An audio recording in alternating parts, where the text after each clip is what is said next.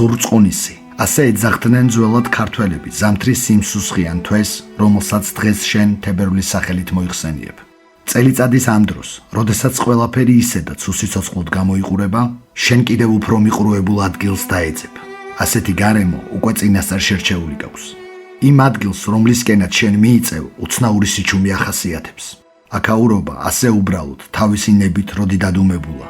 ის ხომ ქართული ნასოფლარია, რაც ნიშნავს იმას, რომ მას საუკუნეთა განმავლობაში სისხლისგან ცლიდა მომხდური მტერი. მძიმედ აბიჯებ თოვლით დაფარულ მიწას, რომლის სიღრმეშიც ჩამარხულა შენი ხალხისა და ქვეყნის ისტორია.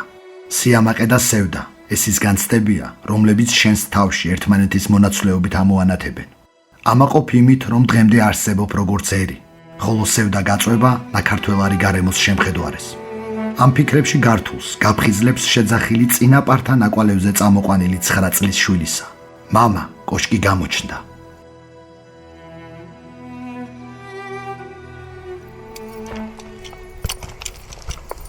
მოგესალმებით, მე გახლავართ გიორგი თავაძე, გვერდს კი მიმშვენებს ჩემი უფროსი შვილი ნატალი. დრო დადგა ახალი რიგით მერვე სიუჟეტისა სერიათა ციკლიდან ისტორიული ეპიზოდები ქართლიდან. დღეს თქვენ იხილავთ ნასოფლარ ტაგნაგეთს. მის თავზე გადახდილ ამბებს კი უშუალოდ სიუჟეტიდან მოისმენთ. ახლა კი წავედით. წავედით.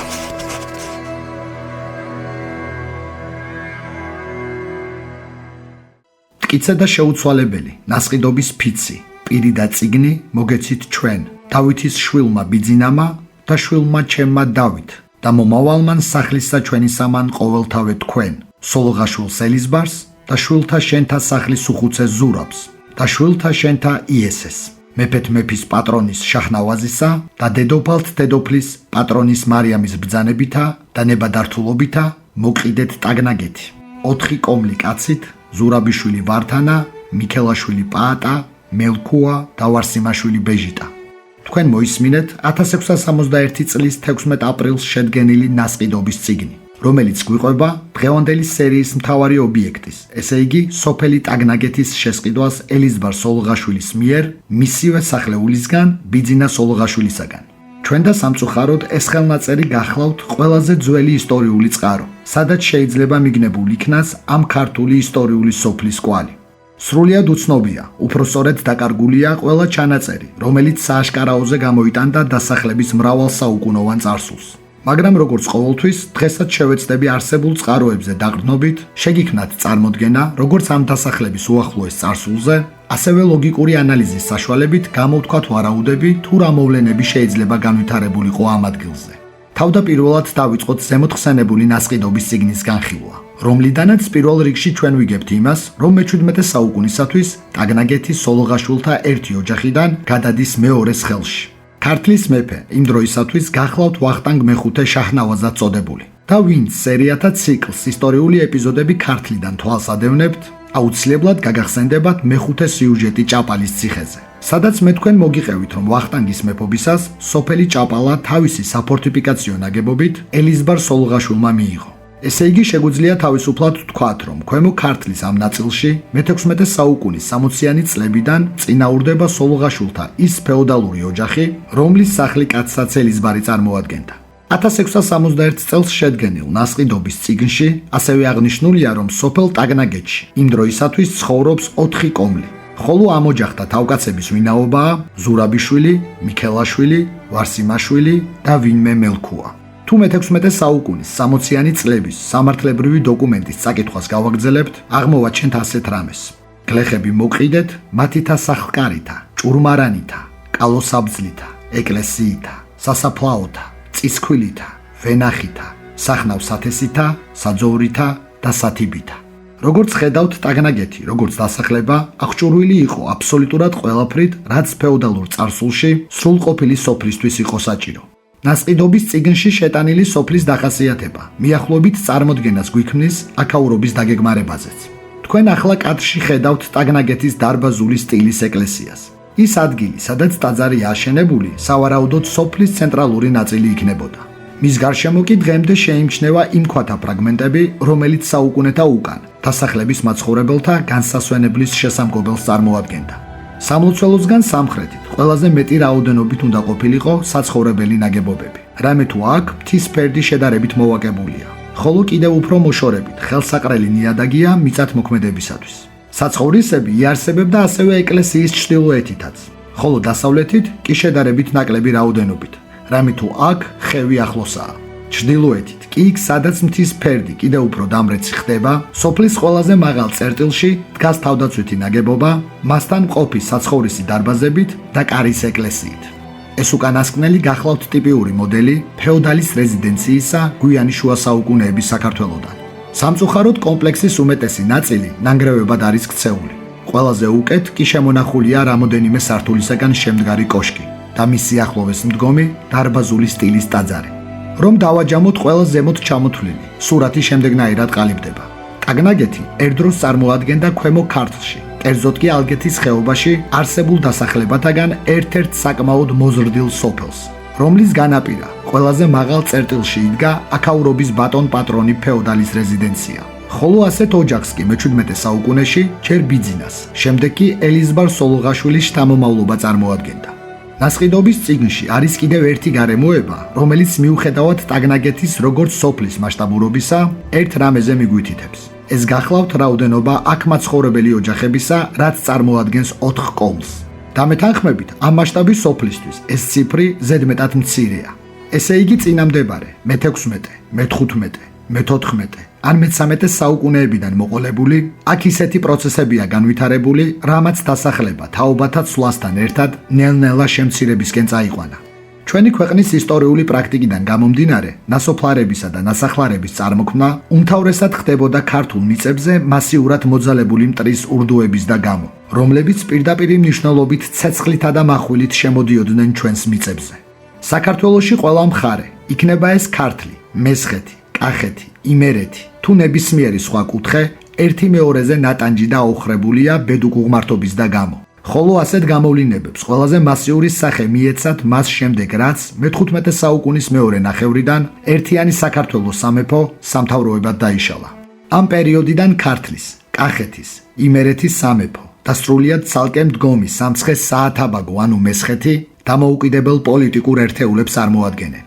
ეს ნიშნავს იმას, რომ თუ აქამდე ლხინიცა და ვარამიც საერთო იყო, ერთიანი სამეფოს დაშლის შემდეგ, მაგალითად ქართლში შემოსულ ყიზილბაშების წინააღმდეგ მხოლოდ ქართლის სადროშო იბრძოდა. კახეთზე დაცემული მტერი კახეთის აზრუნავი იყო. იმერეთში შემოჭრილი ოსმალო კი მხოლოდ იმერთა პრობლემას წარმოადგენდა. ხოლო უწინ ერთიანი საქართველოს გურგვინოსანი ბაგრატიონი უფლისულის, აღმზრდელნი ანუ ათაბაგი ჯაყელები, ფაშებად ქცეულნი ოსმალური პოლიტიკის გამტარებლებს წარმოადგენდნენ სამხრეთ საქართველოში. ასეთ გათიშულ ქვეყანას ნაწილ-ნაწილ გლეჯდა მე-15 საუკუნიდან მოყოლებული ოსმალეთისა და ირანის იმპერიები. აღმოსავლეთ საქართველოს სისხლისგან დაცლას ძირითადად ირანი ეწეოდა. 1540 წლიდან მოყოლებული 1554 წლის ჩათვლით ქართლში შაჰ თამაზმა 4ჯერ ილაშქრა. განსაკუთრებული სიმძიმით ირანის შაჰის მახვილი ქვემო ქართლს მისწვდა. შეუპოვარ ბრძოლასა და თავდადებას, რასაც ბაგრატიონი მონარქი ლუარსაბ პირველი იჩენდა, უზრუნველყო ის, რომ ირანმა ფეხი ვერ მოიკიდა ქართლში, მაგრამ ამ მხარის ბევრი სოფელი დაიცალა მოსახლეობისაგან. შაჰ თამაზისა და მისი ყიზილბაშების შემოსევების წინააღმდეგ ბრძოლა ლუარსაბის შვილს სიმონ პირველსაც არაერთხელ მოუწია. ამას დაემატა მე-16 საუკუნის 70-80-იან წლებში ირან-ოსმალეთის ომი, რომლის დროსაც ამიერკავკასიაში საკუთარი პოზიციების განმტკიცების და გამო ეს ორი ურჩხული იმპერია საქართველოს ტერიტორიაზე აწარმოებდა საბრძოლო მოქმედებებს. რა დროსაც ოსმალეთმა უპირატესობა მოიპოვა და ქართლის თითქმის ყველა ციხე თურქებმა დაიჭირეს. აი ასეთი ბრძოლებისა და შემოსევების დროს ხდებოდა იმ სოფლების დაცლა, რომლებიც უშუალოდ საომარი მოქმედებების ეპიცენტრში იმყოფებოდა. და მათი მაცხოვრებლები გადადიოდნენ დანარჩენ საქართველოში, იქ სადაც შედარებით მშვიდობას უფევდა. სწორედ ასე შემცირდებოდა სოფელ ტაგნაგეთის მოსახლეობა მთელი მე-16 საუკუნის განმავლობაში. მას შემდეგ, რაც სოფელი ნასყიდობის წიგნის თანახმად 1661 წელს ელიზბარ სოლოღაშვილის ხელში გადავიდა, გარკვეული დროის შემდეგ კვლავინდებურად უნდა შევსებულიყო მოსახლეობით. და ეს რომ მართლაც ასეა, ამას ამტკიცებს ერთი დოკუმენტი ისტორიული წარსულიდან, რომელიც 1727-1728 წლების ქართლში არსებულ სოციალურ-ეკონომიკურ მდგომარეობაზე გვამცნობს. ვინც ჩემს პირველ პროექტს დაკარგულ დიდებულ მესხეთს თვალს ადევნებდით, გემახსოვრებათ არაერთ სერიაში ნახსენები ოსმალური ეკონომიკური ხასიათის მქონე დოკუმენტი გურჯისტანის ვილაიეთის დიდი დავთარი. ვინც არ იცით, გეტყვით, რომ 1595 წელს, მას შემდეგ რაც თურქებმა მესხეთი დაიპყრეს, ამ მხარის თვითოული სოფელი აღწერეს. შეადგინეს დავთარი, რომლის მიხედვითაც აქ მაცხოვრებელ ქართველობას შეაწერეს გადასახადი სულთნის წინაშე. ანალოგიურ ქმედებას ჰქონდა ადგილი ქართლშიც, მე-18 საუკუნის 20-იან წლებში. ამ პერიოდში აქ ოსმალეთის იმპერია იკიდებს ფეხს და მას შემდეგ რაც ქართლის მეფე იესე ბაგრატიონი, იგივე ალიყული ხანი გარდაიცვლება, 1727 წლიდან ოსმალები აუქმებენ მეფობას. აღწერენ ქართლს, რომლის მიხედვითაც შეადგენენ ეკონომიკური ხასიათის დოკუმენტს სახელწოდებით თბილისის ვილაიეთის დიდი დავთარი. 1727-1728 წლის მონაცემებით დავთარში ტაგნაგეთი არც მეტი არც ნაკლები 38 კომლით არის შეტანილი. აქ მაცხოვრებელთა შორის ამოიკითხება როგორც ქართველები, ასევე სომხები. ხოლო მათზე გადასახადის სახით შეწერილია 28140 აღჭა ისეთ დოვლათზე, როგორიცაა ხორბალი, ქერი, ჭვავი, ფეტვი, თივა, ერბო, თაფლი და ღორი. როგორც ტაგნაგეთში, ასევე სრულიად ქვემო ქართლში მაცხოვრებელი სომხები ორ ნაწილად იყოფიან. მოგეხსენებათ ქართლის ეს მხარე უშუალოდ ესაზღვრება სომხეთის იმ ნაწილს, სადაც მე-9 საუკუნიდან მოყოლებული მე-11 საუკუნის პირველ ნახევრამდე ანისის სამეფო არსებობდა. ამ სამეფოს არსებობამდეც და მისი გაუქმების შემდეგაც, რაც ბიზანტიის იმპერიამ განახორციელა, სომეხი ხალხის გარკვეული რაოდენობა საუკუნეების განმავლობაში სახლობდა ქვემო ქართლში. მით უმეტეს, რომ მე-11 საუკუნიდან მოყოლებული უმეფოდ დარჩენილ სომხეთის ამ ნაწილიდან მათმა მიგრაციამ უფრო მასიური სახე მიიღო. მაგრამ აქ არსებობს მეორე კატეგორიად სომეხი ხალხისა, რომლებიც სინამდვილეში ეთნიკურად ქართველები არიან. ტაბახმელას ტაგნაგნელი, ტერტერაი ტერტერობს.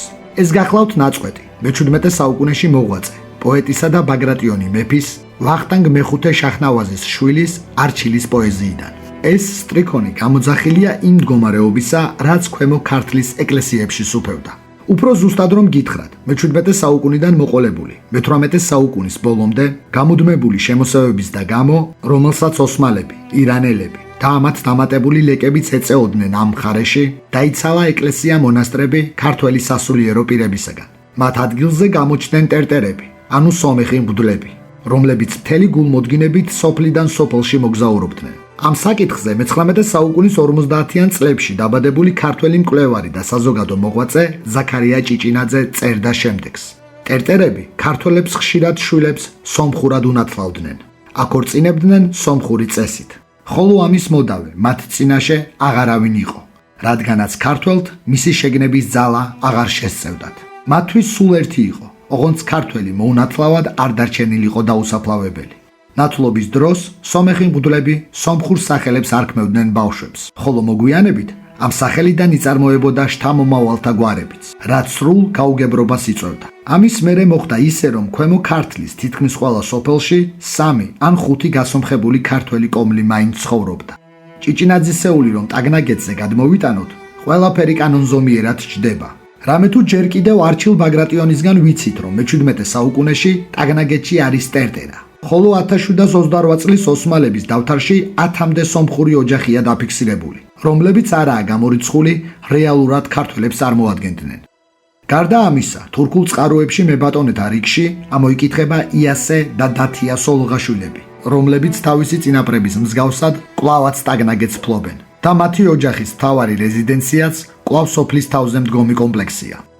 ამ ჩანაწერიდან 34 წლის შემდეგ, მაშინ როდესაც ქართლ-კახეთი უკვე ერთიან სამეფოს წარმოადგენს, მის სათავეში დგას ერეკლე მეორე, ხოლო აღმოსავლეთ საქართველოდან მთლიანად განდევნილია ოსმალეთიცა და ირანიც, კვლავ ჩნდება ისტორიულ წყაროებში სოფელი ტაგნაგეთი, რომელიც მართალია ისევ სოლოღაშვილთა ოჯახის წარმომადგენელთა ხელშია, მაგრამ როგორც ჩანს, მათი მდგომარეობა ეკონომიკური თვალსაზრისით დამცრობილია.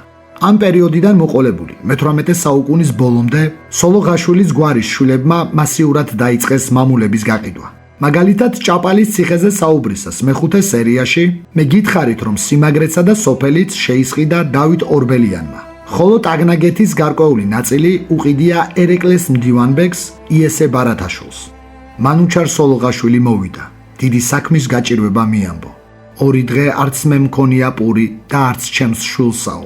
ძიძამ აღარ აწოვა საჯამაგიროს მთხოვსო, 6 თვის მმართებსო, ჩემი შვილი ჩემ სახლში გდია, უძუძური ტირისო, ის კი მოკვდება და ვიღასთვის მინდა მამულიო, ელიზბარის წილი ტაგნაგეთი იყიდეო.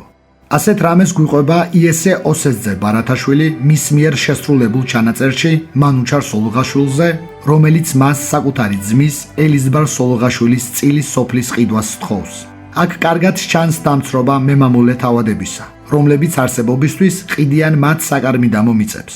გარდა მებატონეთა სიდუხჭირისა, თუ ლოგიკურად ვიმსჯელებთ, სოფელი ტაგნაგეთის მაცხოვრებლებიც ანალოგიურ მდგომარეობაში უნდა ყოფილიყვნენ. სხვანაირად ვერ აიხსნება მათი ბატონის გაჭირვება. იმ დროში, როდესაც ქვეყანაში მეტნაკლებად მშვიდობა სუფევდა, ერთადერთი რაც სოფელს გააღარიბებდა, ეს იქნებოდა მოუსავლიანობა, რაც პირდაპირ აისახებოდა როგორც გლეხობაზე, ასევე მემამულე სოლოღაშვილზეც, რომლის დოვლათიც მის ყმობაში მყოფ ადამიანთა სანოვაგის სიმრავლეზე იყო დამოკიდებული. მიუხედავად იმისა, რომ არქივში ზუსტი თარიღი არ არის მითითებული, თუ როდიდან იქცა ტაგნაგეთი ნასოფლარად, ეს პროცესი სავარაუდოდ უნდა დაწყებულიყო მე-18 საუკუნის ბოლოს და გაგრძელებულიყო მე-19 საუკუნის გარკვეული პერიოდი. ხოლო იმ დროისათვის, როდესაც საქართველოს გასაბჭოება მოხდა და ჩვენს ქვეყანაში კომუნისტური წყობილება დამკვიდრდა, ტაგნაგეთი როგორც დასახლება უკვე დაცლილი იყო. ასე იქცა აქაურობა ნასახლარად, ესე იგი ადგილად ყვავილობის გარეშე. დღეს მის მრავალსაუკუნოვან წარსულზე, ნასოფლარის ცენტრალურ ნაწილში მდგომი ტაძარი და მისგან კიდევ უფრო ჩრდილოეთით შემაღლებაზე ამოზიდული ფეოდალის რეზიდენცია გამიგვითითებს, რომლებიც უკვე საუკუნეზე მეტია ალგეთის ხეობის ქანდაკებად ქცეულ ბინადართ წარმოადგენენ. ასე ამგვარად დღევანდელი სერია ტაგნაგეთის ნასოფლარზე დასრულდა. მინდა მადლობა გადაუხადო ჩემს მეგობრებს გვერდში დგომისთვის და დახმარებისთვის. იზღადამჩენია დაგემშვიდობოთ მომდევნო ახალ ისტორიულ სიუჟეტამდე და ვისაც მოგწონთ ჩემს მიერ შემოთავაზებული ისტორიული სახის სერიები, რა უნდა ქნან მამი? გამოიწერონ არხი და დაელოდონ ახალ ვიდეოს. დროებით.